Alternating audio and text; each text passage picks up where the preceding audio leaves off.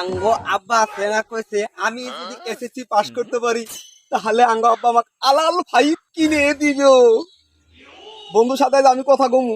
বন্ধু আঙ্গ আব্বা আছে না, আঙ্গ আব্বা কইছে বলে আমি যদি এসএসসি পাস করতে পারি তাহলে আঙ্গ আব্বা আলাল ফাইভ কিনবো। ধুম ধুম ধুম।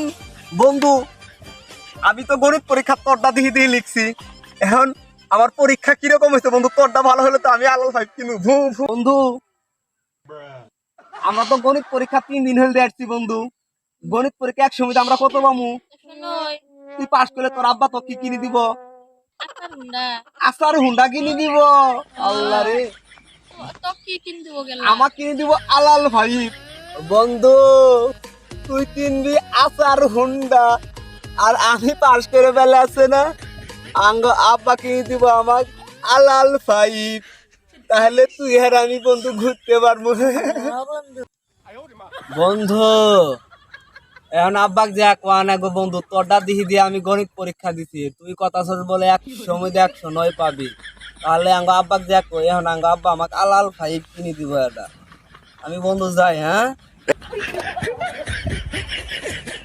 আঙ্গ পাতলা টের 3 দিন হাতে পরীক্ষা দিয়ে আছে, এখন পাসই করলো নাকি না ফেলি পড়লো আমি তো নিজেও পারবে না।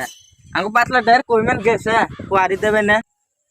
আব্বা তুমি না কইছিলে আমি যদি গণিতের মধ্যে পাস করে পাই তুমি আমাকে একটা আলাল ফাইভ কিনে দিবে। আব্বা আমি 100 মধ্যে আছে না 109 তুলছি আব্বা, তাহলে আমাকে একটা আলাল ফাইভ কিনে দিও আব্বা। হ্যাঁ আব্বা আমি 100 মধ্যে 109 পেয়েছি আব্বা।